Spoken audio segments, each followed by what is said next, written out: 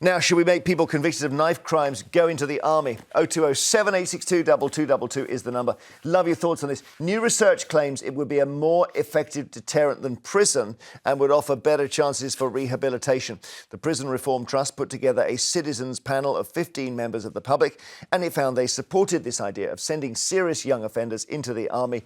It was part of wider research into the government's independent review of the justice system. So, is it a good idea, Angela Epstein? Well, I think it's a good idea with the caveat that I still think that if you've committed a knife crime, you should go to prison. I think your liberty should be taken away with you. So there is a punitive element of your sentence that makes you realise what you did, that you committed something that has devastated, maybe communities, individuals, families, and you have to have your liberty taken away from you as a consequence Even of just that. carrying a knife? But I think there definitely needs to be a conversation about situations where people carry knives. Obviously, it's case by case. You have to look at the context. Certainly a knife crime, OK?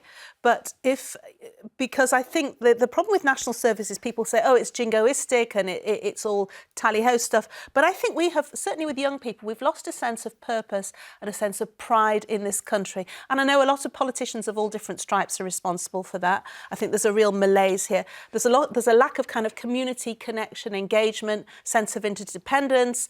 And I think doing some kind of national service where you give back is important, but not at the exclusion of feeling the hand of the law on you, saying that because you've done something, you need to be punished. Sure. Narinder. Well, I think that would be punishment because I think if you look at knife crime, it disproportionately affects black communities for a variety of reasons. We should be looking at root causes, not then sending them as human fodder into the army. I think that's just complete naivety. And, well, it is. You're shaking your head. The fact is that they've committed a crime. They're faced with so many problems in their communities.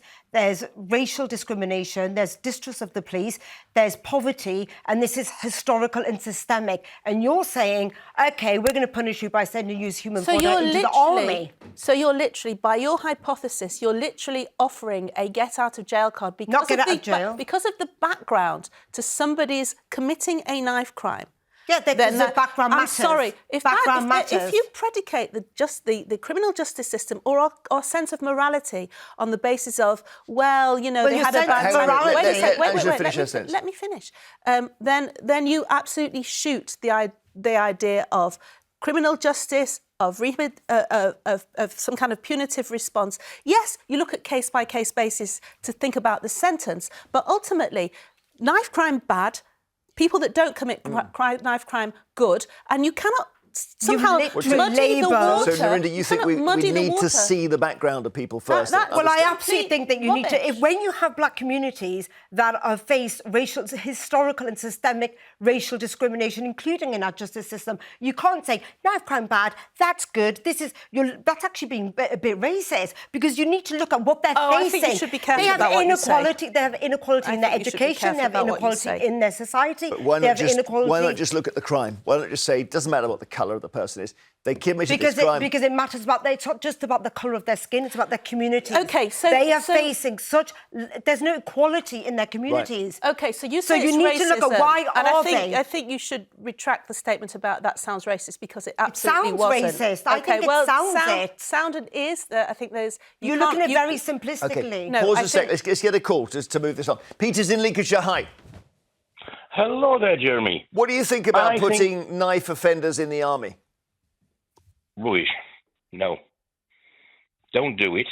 For the reason being, I'd rather have 100,000 volunteers to join the forces than to be given people who have done a crime, put in the forces, and now what do they want the forces people to do? Clean rubbish, help border control, drive an ambulance if there's on strike, drive a fire unit. So where are they going to go?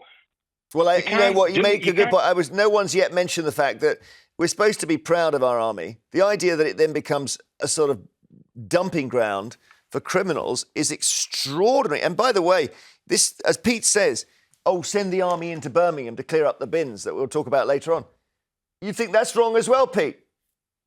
Well, yeah, but what if you're going to have your people who've committed knife crime and any other crime going to clean bins?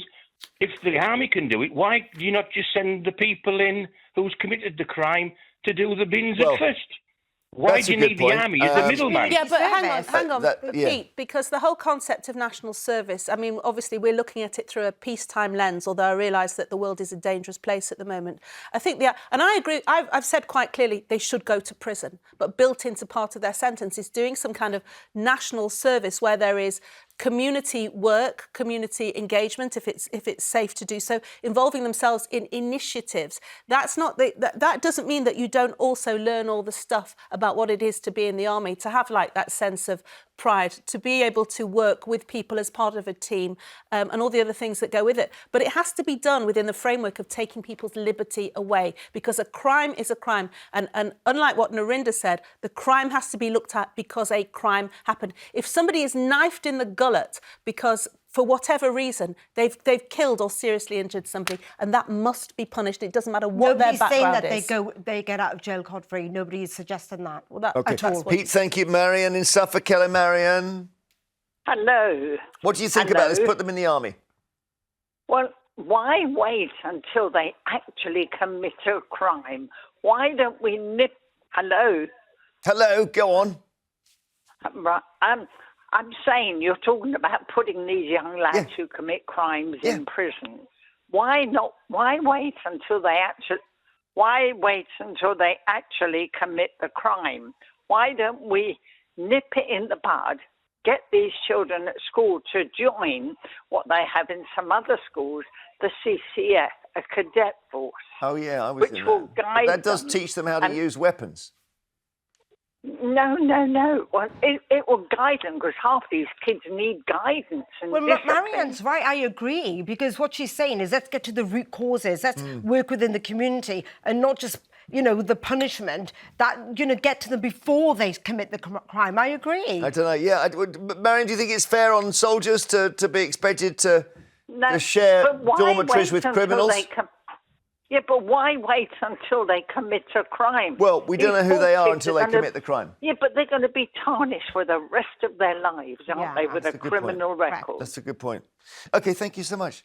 I think it was in Glasgow they did this famous work on knife the crimes. VRU. Yeah. The only I mean, they did need a lot of money to do it. So that's the other They thing. diverted health But it money. worked. That's the other thing. It did work, but it involved basically identifying people, like Marion saying, before they strike, and then almost giving them a kind of was a moral success. escort. There is definitely an argument, I think, for having some kind of national service when you finish your schooling, be it 16 or 18, and before you go chasing off to university and have all the things or start work and all the things that you're entitled to as a rite of passage as a young person, that there is some kind of community service to make people feel part of something, because I think a lot of the problem with crime, some people are just bad. Let's face it, some people are bad wherever they come from, all walks of life. But I think also there is this feeling of being disenfranchised, and it may help to have some kind of national service. But I think obviously what we're debating now is about whether it's an either or with prison.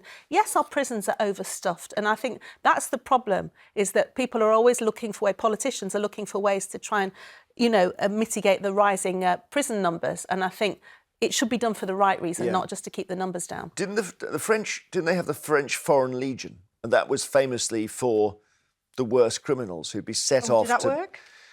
I mean, it's a famously hard organisation to be in. You'd be sent marching literally around the Sahara, taking care of Mali and stuff. I don't know if you keep an eye on them. The other thing is when they come back, they're probably even harder.